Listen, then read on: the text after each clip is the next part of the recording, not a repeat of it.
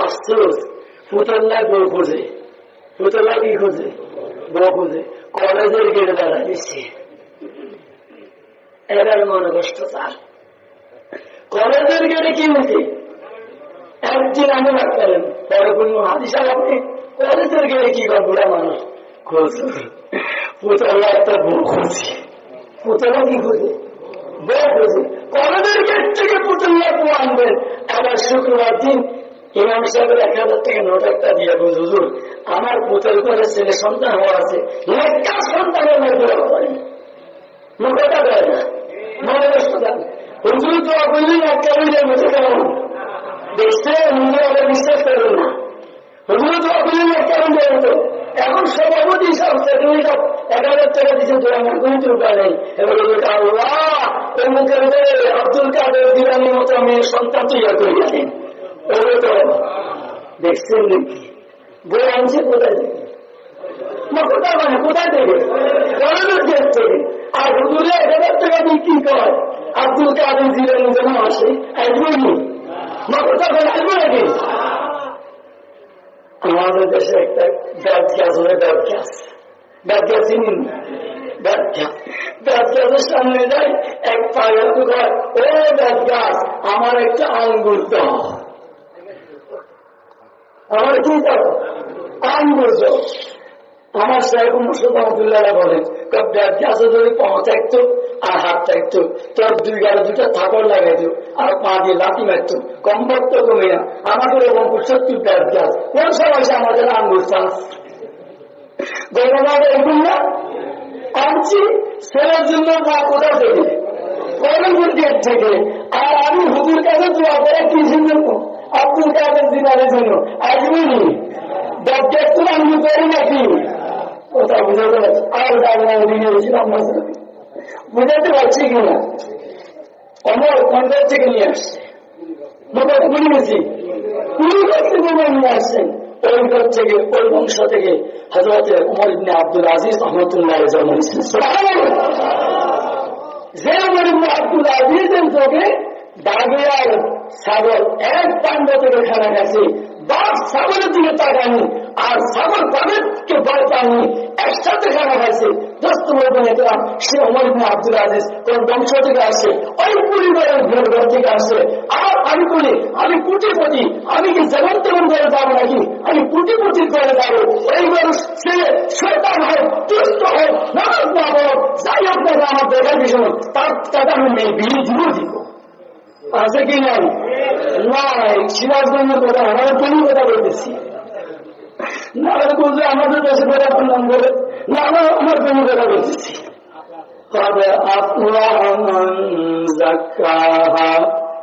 আল্লাহ বলেন মান যারা যাক্কাহা আত্মাকে শুদ্ধ করতে পেরেছেন, আল্লাহ বলেন তারা সফল। আর আত্মাকে শুদ্ধ করতে পারেনি তাদের জীবন ব্যর্থ। তারা দুনিয়াতে যাই করুক না কেন তাদের কোন কিছু দাম আল্লাহর কাছে না। হজ করে হজ কবুল হবে না, যাকাত দিলে যাকাত কবুল হবে না, নামাজ পড়লে নামাজ কবুল হবে না, এমন যতই ভালো কাজ করো কবুল হবে না।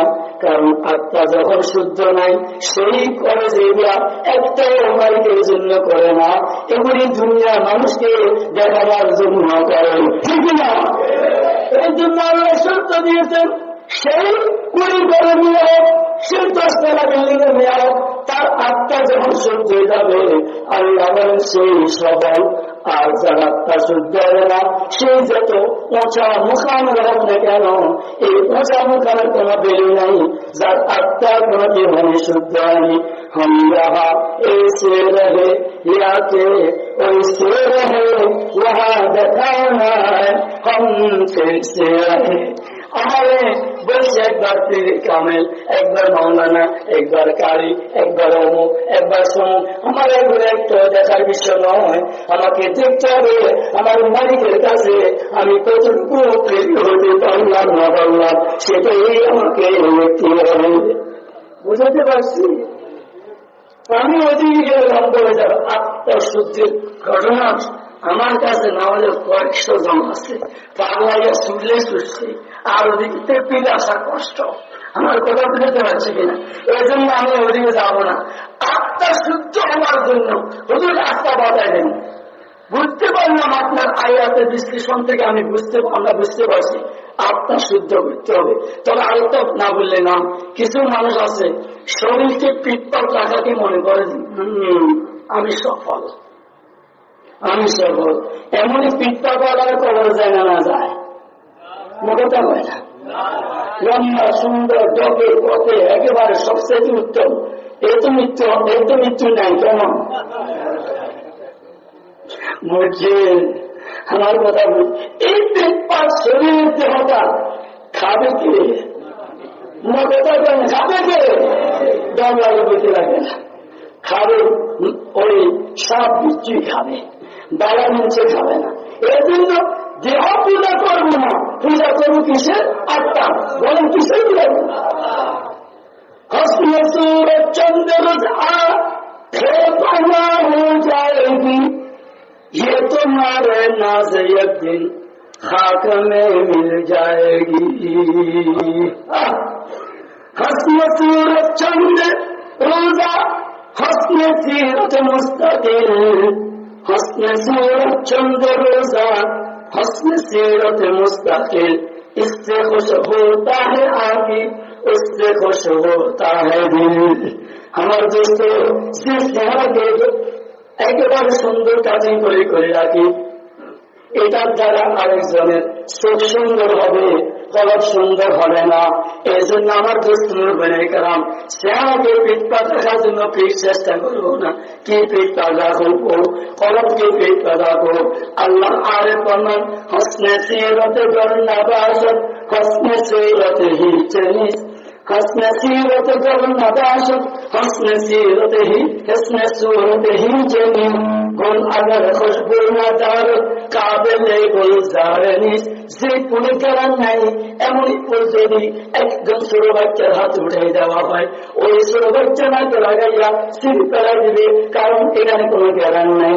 যতই সুন্দর ফুল হোক গেরান না থাকলে যেভাবে ফুলের দাম নাই, যতই লম্বা ছিল সুন্দর হোক কলব শুদ্ধ না হলে তার দেহর কোনো কি নাই, দাম না। কথা বুঝতে পারছি? এই জন্য দেহের পূজা করবো না, কলবের পূজা করবো। দেহের পরাদারি করবো না, কলবের পরাদারি করবো। কলবের পরাদারি, এই কলব ঠিক করতে হলে কয়েকটা রাস্তা যাইতে হবে, বলবো নাকি? আমি আর ওদিক থেকে গাড়ি চলে আসছি, কারণ আমি পাগল ওদিকে চললে কয়েক ঘন্টা থাকবো। আত্মা শুদ্ধ কি জিনিস আমি এখন কিভাবে করবো রাস্তায় চলে আসছি। 1 নম্বর, ইয়া আইয়ুহাল্লাযীনা আমানু তাকুল্লাহ ওয়া কুনু মা'আস সাদিকিন। কে বলেছেন? কে বলেছেন? কোথায় গেলে শুদ্ধ হবে? আল্লাহওয়ালা, আল্লাহওয়ালা। হুজুর সেখানে গেলে কি হবে? কলবের পরিবর্তন আসে যাবে। আমার দাদা ওস্তাদ শাইখুল ইসলাম সৈয়দ হোসাইন আহমদ মাদানী রহমাতুল্লাহ আলাইহি রেলগাড়িতে উঠছে। আজকে আমি রেলে করে যাবো, মাননীয় সাহেব টিকিট কাটছেন, উনি চেয়ারে বসছেন, অপরসারে একজন হিন্দুদের উচ্চ পর্যায়ে দেখতে বসছে, হিন্দুদের উচ্চ। ওই লোকটা বসে যখন রেলগাড়ি ছাড়ি দিছে, লোকটা কিছুক্ষণ দাঁড়িয়ে গেছে, দাঁড়িয়ে টিটি গেলে নাকি টিটি রাখছে। ভাই আমার সিটটা দাঁড়িয়ে কেন কেন লাগবে? আমি এখানে বলবো না। কোথাও আপনারা কি লস করে?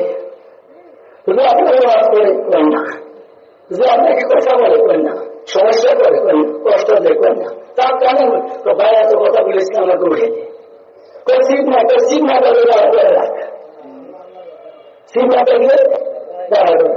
এবার রেলের টিটি কি করছে, ওই পেছনের মাধ্যমে রেলের পেছন থাকে না, সেখানে দাঁড়ায় নিচ্ছে, নিয়ে কানে কানে কয় আপনি আমার পেশেন্টার বানি, আপনি আমার পেশেন্টার, আপনার সমস্যা যেটা আমাকে বলতে হবে, মানে আমি সামনে সংশোধন হতে হবে না। আপনার কি সমস্যা আমার এখন? ওই হিন্দু লোকটা কয় অতীতে আসলে বাস্তবিক যে হুজুরটা আমার সামনে বসছে সেটাই সমস্যা। যদিও বা হুজুর আমার লাভ করে না, যদিও হুজুর আমাকে কিছু বলে না, যদিও হুজুর আমাকে কোনো কষ্ট করে না, কিন্তু আমি হিন্দু হিসাবে আমার 300 জন পাবো, হুজুর চেয়ার হবো, যতবার করে এটা আমার মুখ, ততবার আমার মুখ দিয়া মুসলমানদের কর্ম গর্ত সঙ্গে কারো মরমত ছবি, গর্ত সঙ্গে কারো মরমত ছবি, চুল বসা है दिल से हर ছবি। আমার দোস্ত বনে কেমন আল্লাহ ওয়ালাদের ওয়াজ শুনতে হয় না, আল্লাহ ওয়ালাদের কথা শোনার প্রয়োজন হয় না, শুধু চেহারা তো চোখের পলকটা ফেলাবেন, এটাই কলমের পরিবর্তনের জন্য যথেষ্ট। কলম পরিবর্তন হয়ে যাবে। আমার দাদা ওস্তাদের ওস্তাদ হযরতে আনোয়ার শাহ কাশ্মীর রহমাতুল্লাহ আলাইহি বাদ স্টেশনে, আপনাদের কষ্ট নাকি? বাদ স্টেশনে তখন তো আর বিদ্যুৎ ছিল না, হারিকেল চিনেননি, যুবকেরা চিনবে না, হারিকেল আল্লাহকে নিয়ে দাঁড়িয়েছেন, গাড়ি অপেক্ষা বসে দাঁড়িয়ে রয়েছেন, বহুদূর থেকে আরেকজন লোক হারিকেল নিয়ে আসতেছে।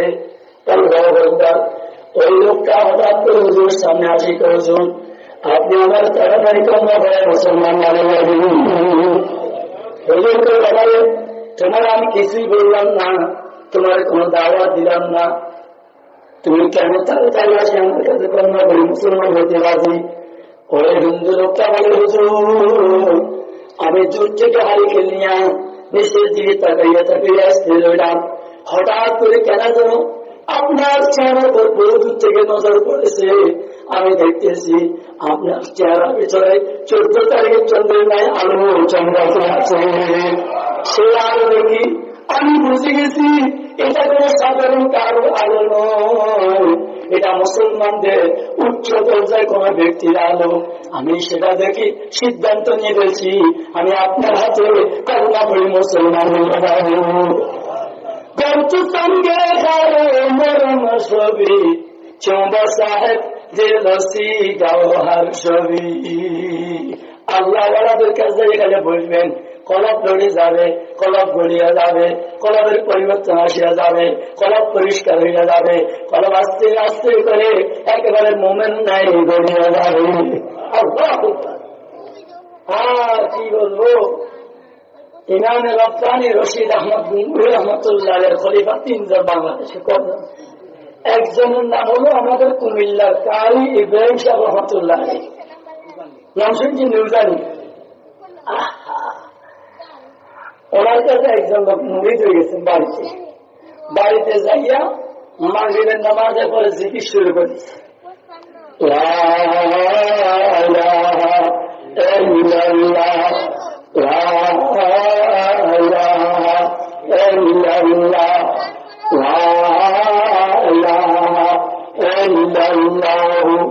মুহাম্মাদু রাসূলুল্লাহ সাল্লাল্লাহু আলাইহি ওয়াসাল্লাম। कभी एक बार बोले दिल से जो निकलती है वो असर करती है। কোন বন্দা যদি দিল থেকে কোন কিছু মহাব্বত বের করে সে অন্যের কলবে আসর করে, অন্যের কলবে ক্রিয়া করে পরিবর্তন করে।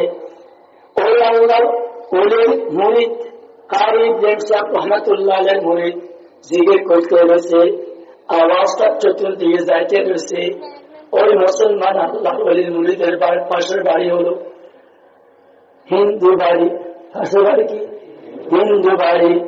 ওই হিন্দু বাড়ির ঘরে 2টা ছেলে মাগরিবের নামাজ মাগরিবের পরে সন্ধ্যাবেলায় পড়তে বসে। মা বাপ তাদেরকে পড়ার জন্য বসাই দিয়েছেন। আল্লাহু আকবার। কিছুক্ষণ পরে মা বাপ আসি দেখে সন্তান জন্ম নাই, সন্তান জন্ম নাই। গেল কই, রাস্তায় রাস্তায় খুঁজ দিয়েছে। একজন লোকে কয় আপনার জনজন সন্তানকে দেখেছিলাম এই মুসলমানের বাড়ি দিয়ে ঢুকতে।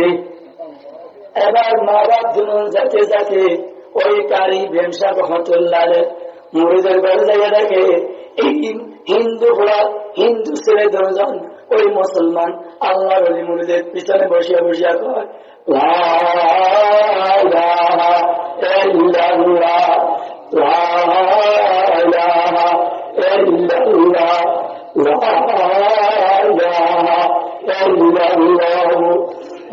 মুহাম্মাদুর রাসূলুল্লাহ সাল্লাল্লাহু আলাইহি ওয়াসাল্লাম। মা বাপ থেকে আশ্চর্য হয়ে ওই সন্তান জনজনকে ঘর থেকে জোর করে বের করে ফেলছে। পরের দিন আবার চলে আসছে, আবার ধরে নিয়ে গেছেন। পরের দিন আবার চলে আসছে, আবার ধরে নিয়ে চলে গেছেন। এবার তৃতীয় দিন ওই মুরিদের কয়, হুজুর আপনার জিকির আস্তে করেন, আপনার জিকির বন্ধ করেন, আপনার আওয়াজ যেন আমাদের বাড়িতে না যায়। হুজুর কয়, বাবা রে, আমার পৃষ্ঠা হুজুর আমাকে আমার কলমের অবস্থা দেখে আমাকে ওষুধ দিয়েছেন, আমার কলমের অবস্থা দেখে আমাকে ওষুধ দিতেন, জোরে জোরে জিকির করার জন্য বলেছেন। আমি তার সমাধান দিতে পারবো না, ধীরে আমার পৃষ্ঠা হুজুর দিবে, তোমরা যাই বলো না কেন আমি জিকির বন্ধ করতে পারবো না। আমার দেশের প্রকৃত মুরিদ বলে তাদেরকে যত বাজারে আসো তখন জিকির বন্ধ হবে না, জিকির চলবে, জিকির চলবে। এরপরে দেখতেছে ওই বাবা কোন সান্ত্বনা পায় না। এবার বললেন, বাবা রে শোনো, আগামী সোমবারে আমার বাড়িতে আমার পৃষ্ঠা হুজুরকে আমি দাওয়াত দিয়েছিলাম, উনি আমার বাড়িতে আসবে, আমি ওনাকে মেহমানদারি করব। তোমরা যদি ওই দিন আসি গৌরবতা বলো, পৃষ্ঠা হুজুর আমাকে জিকির আস্তে করতে বলেন, আমি আস্তে করব, জোরে করতে বললে আমি জোরে করব, তবে জিকির বন্ধ করা যাবে না। মজা তো দেখা মুঝে কো চুকা দে, তেরে আগিয়া এসে দিল কো চুরা দে। এটাকে বলে জিকিরের মজা। যখন বন্দার কলবে মজা রুকিয়ে যায়, হাজারো বার আসে, বন্দার জিকির বন্ধ করতে পারে না। আমার দোস্তুল ভাইয়েরাম, এই আরিফ ব্যবসা রহমতুল্লাহের পরে সোমবারে ওই বাড়িতে আসছেন। আসে মুরিদানদের সাথে আল্লাহু আকবার মাগরিবের পর জিকির শুরু করে দিয়েছেন। লা ইলাহা ইল্লাল্লাহ, লা ইলাহা ইল্লাল্লাহ, লা ইলাহা ইল্লাল্লাহ, মুহাম্মাদুর রাসূলুল্লাহ সাল্লাল্লাহু আলাইহি ওয়াসাল্লাম। এমনই যখন জিকির করা শুরু করছেন, 10-15-20 জন আওয়াজ শুনে ওই মা বাবা বুঝে গেছে হুজুর আসছেন। বাপ এবার সন্তান 10 জনকে নিয়ে আল্লাহু আকবার হুজুর কাছে নালিশ দেওয়ার জন্য আসছে। আসিয়া এই হুজুর এবং হুজুরের মুজাদের জিকির অবস্থা দেখিয়া এই বাপ ও ছেলে 3 জন আর নিজেদেরকে কন্ট্রোল করতে পারেনি। 3 জন পয়সা বসিয়া শুরু করে দিয়েছেন, লা ইলাহা ইল্লাল্লাহ, লা ইলাহা ইল্লাল্লাহ, লা ইলাহা ইল্লাল্লাহ, মুহাম্মাদুর রাসূলুল্লাহ সাল্লাল্লাহু আলাইহি ওয়াসাল্লাম। আমার দোস্ত মুরব্বিরা, কোন পেশাবের লা ইলাহা ইল্লাল্লাহ 400 বার, কোন পেশাবের 600 বার, কোন পেশাবের 200 বার। হুজুর যখন জিকিরের যখন মাত্রা শেষ হয়ে গেছে, হুজুর আওয়াজ দিয়া কয়, বাবারা জিকির বন্ধ করো, জিকির বন্ধ করো। মজার কথা হলো মুরিদ আল্লাহ হুজুরের আওয়াজ শোনার সাথে জিকির বন্ধ করে দিছে, কিন্তু এই হিন্দু বাপ্পু 3 জনের জিকির বন্ধ হয় না। দর্দ সঙ্গে খারো মরম ছবি চৌবসা है দিল সিগাও হার ছবি। এই 3 জন জিকির বন্ধ করে না। হুজুরকে কারা জিকির বন্ধ করে না কেন? কানে কানে ওই মুরিদের হুজুর এরা আসছে আমার বিরুদ্ধে আপনাকে নালিশ দিতে। এরা মূলত 3 জন হলো হিন্দু, জিকির শুরু করতে পারছে, এখন আর জিকির বন্ধ করতে পারে না। আল্লাহু আকবার। আমার সোহবত এটাকে বলে, সোহবতের পরিবর্তন এটাকে বলে। হুজুর 3 জনকে আসবো হাত দিয়া কয়, বাবা রে জিকির বন্ধ করো, জিকির বন্ধ করো। 3 জনে জিকির বন্ধ করে সামনে নিয়ে আসেন। এবার বলেন, তোমরা কেন আসছো আমাকে একটু করে বলো। 3 জন একবারকে আওয়াজ দিয়া কয়, হুজুর কেন তো আসছি জানি না, তাড়াতাড়ি আমাদেরকে কল্লা পড়ে মুসলমান সাহাবাতে সালেহ তোরা সালেহ কোনা সোহবতের তা লেখতরা লেখনা। আমার দোস্ত মুরব্বানে কেরাম, এই জন্য আল্লাহ আমাদের সোহবতে যাব, নজরে পড়বো। কস্তব চিনেননি? কস্তব চিনেননি? আপনার কাছে কস্তব বলেন? কস্তবের ডিম দেখছেননি? কিসের মতো? হাঁসের ডিমের মতো, মুরগির ডিমের মতো। কোন মুরগির ডিম ছোট ছোট হয়, আমরা বাজার কেনার সময় বলে আমার কস্তবের ডিম দিচ্ছে, দেখতে কস্তবের ডিমের মতো লাগে। মুরগির চাষ কস্তবের ডিম আমাকে খাওয়াইছে না, বলে না? আচ্ছা, মুরগির ডিম হাঁসের ডিম থেকে বাচ্চা বাইরে হয় কেন? তাপে দিলে, ওই যে মুরগির তাপে দিলে কি হয়ে যায়? বাচ্চা বেরোয়। কস্তবের ডিম, কস্তবের নিচে দিয়ে তিনি মতো শক্ত, উপর দিতে আরো শক্ত। আমরা দেখছি না? কস্তব দেখছেন না? উপর দিতে আরো শক্ত। যদি মুরগি হাঁসের মতো যদি আপনি কস্তবের নিচে দেন, ডিম থাকবে না, সেটটা হয়ে যাবে, বানিশ হয়ে যাবে। কস্তবের ডিম থেকে বাচ্চা বাইরে হয়ে যাবে।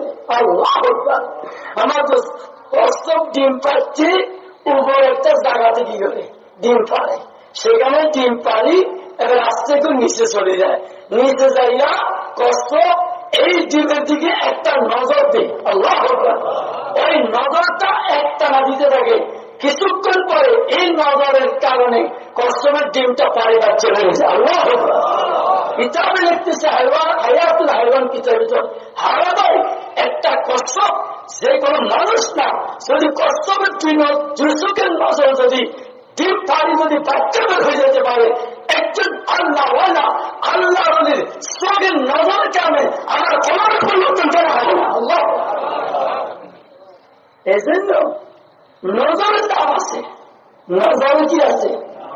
না কিতাবু সে না ওয়াজু সে नजर से पैदा दीन होता है, बुजुर्गों की नजर से पैदा। আল্লাহ আকবার। এই জন্য আমার দোস্ত মুরব্বায়ে কেরাম, আমি আর আমাকে নিমাসক 10:30 পর্যন্ত বলছি, যাক আমি আর সামনে বলেন, আমি যদি এমনই ঘটনা বলি, শুধু সহবতকে জিনিস সহবতের দ্বারা পাওয়া যায়, কেমন সহবতে অতীতে কাদের কি পরিবর্তন হলো না হলো, আমি পাগলা যদি এই বয়ানটা শুরু করি, কয়েক রাত পারেও পাগলা এর কথা শেষ হচ্ছে না।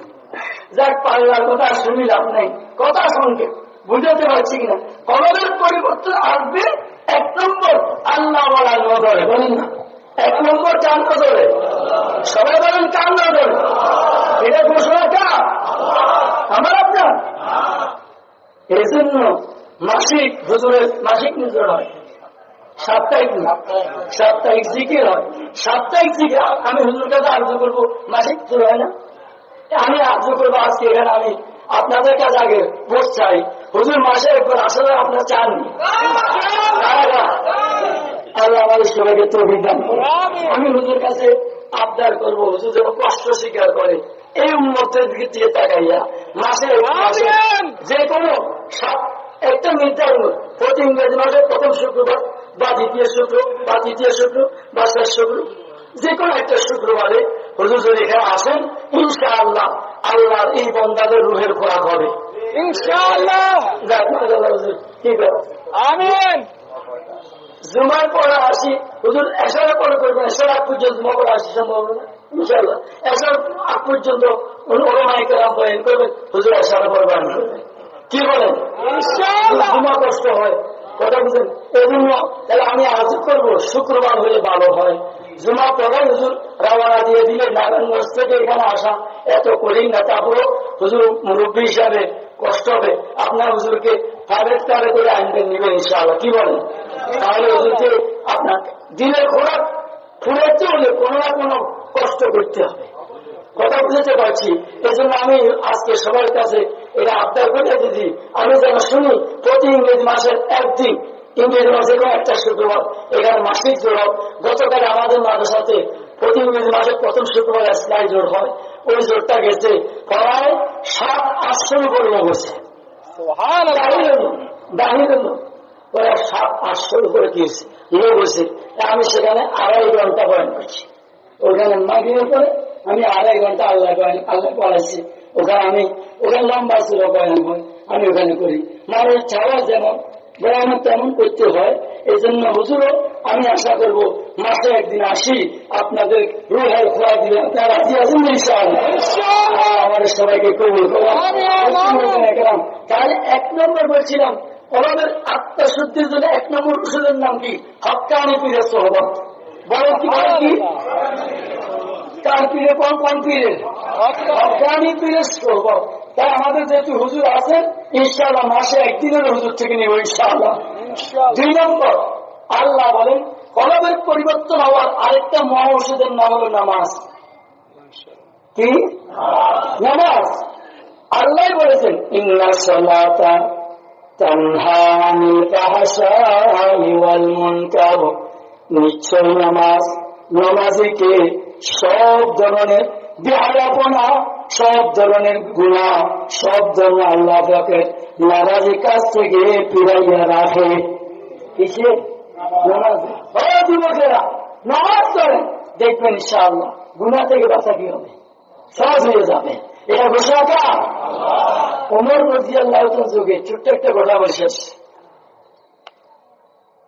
এক যুবকের কাছে একজন যুবতী পছন্দ হয়েছে।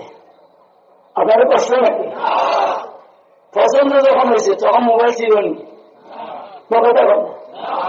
মোবাইল ছিল না। এখন যে টিকটক করেছি কি করে ফটো করে সেগুলো তো ছিল না। তখন সিস্টেম ছিল যার কাছে যাকে পছন্দ হয়েছে তারা বলে দিত আমার কাছে তোমাকে পছন্দ, আমি তোমাকে বিয়ে করতে চাই। পরিষ্কার কথা, কথা আমি তখন ডিউটি যাই, আসলে আমার পথে থাকে বলে যুবতীর পছন্দ লাগছে, আমি তোমার পছন্দ হয়েছে, তোমাকে বিয়ে করতে চাই। এবার জামাই তো সামনে, স্বামী তো সামনে, আগায় গোড়া দেখতে মাথায় তুমি, মুখে দাঁড়িয়ে, সুন্নতি পোশাক। মেয়েটা কিন্তু চালাক, মেয়েটা নামাজ, মেয়েটা কি নামাজ, খুব চালাক। এবার যুবক তোমার কাছে তো আমার পছন্দ হয়েছে, ঠিক আছে বিয়ে করবো, তবে শর্ত একটা আছে। শর্ত কয়টা? একটা। শর্তটা হলো তুমি লাগাতার 40 দিন পর্যন্ত 5 ওয়াক্ত নামাজ তাকবীরুল ইহরাম খলিফাতুল মুসলিমিন হযরত ওমরের পিছনে দাঁড়িয়ে পড়তে হবে। আল্লাহু আকবার। দেখছেন সালাত মেয়েরা এমন কি করে, দিনদার আল্লাহওয়ালা মেয়েরা এমন কি দেয়, শর্ত দেয়। যুবকের দিচ্ছে শর্ত। যুবক আগ থেকে নামাজ ছিল, যুবকের বেনামাজ ছিল। যুবকে শর্তটা শুনি মুস্কি মারি মারি হাসে, কারণ তাহলে এমনই শর্ত আদায় করা তোমার ব্যাপার না। সে আগামী 40 দিন পরে এই যুবতীকে বিয়ে করতে পারবে। এই জন্য মুস্কি মারি মারি কি করে হাসে, ঠিক আছে আমি শর্ত আদায় করবো, তোমার বিয়ে করবো। পরিষ্কার কথা। ওই যুবক পরের দিন সকাল থেকে শর্তটা আদায় করা শুরু করে দিয়েছেন। 40 দিনের নামাজ, 5 ওয়াক্ত নামাজ তাকবীরের সহিত তোমার পিছনে পড়া শুরু করে দিয়েছেন। ওই দিক থেকে যুবতী মাঝে মাঝে খবর নেই, মাঝে মাঝে কিনে খবর নেই যুবকের শর্তটা আদায় করেন কিনা। 40 দিন পার পরে ওই যুবতী এখানে বুঝে গেছেন যুবক যখন শর্ত আদায় করেছে আমার টাকাটা বিয়ের প্রস্তাব নিয়ে আসবে। কিতাবে লিখছে যুবক আর যুবতীকে বিয়ে করার প্রস্তাব দেয় না, আর বিয়ে করার প্রস্তাব দেয় না। এবার যুবতীর পক্ষ থেকে যখন 1 দিন পার হলো, 2 দিন পার হলো, 3 দিন পার হলো, 1 সপ্তাহ, 2 সপ্তাহ, 3 সপ্তাহ, 1 মাস, 2 মাস, 3 মাস পার হয়ে গেল। ওই যুবকের পক্ষ থেকে যুবতীর পক্ষে ছেড়ে পালানো হয়েছে যুবকের কাছে। ও যুবক, তুমি না গত কয়েক মাস আগে আমাকে পছন্দ করেছিলাম, আমি তোমাকে একটা শর্ত দিয়েছিলাম, তুমি ঠিকই শর্তটা আদায় করেছিলাম, আমাকে তুমি পুনরায় বিয়ে করার প্রস্তাব দেও না কেন? আল্লাহু আকবার, আল্লাহু আকবার। ওই যুবক সিটির অপর ছেড়ে রেখে দিয়েছেন। ও যুবতী বোন, তোমার যে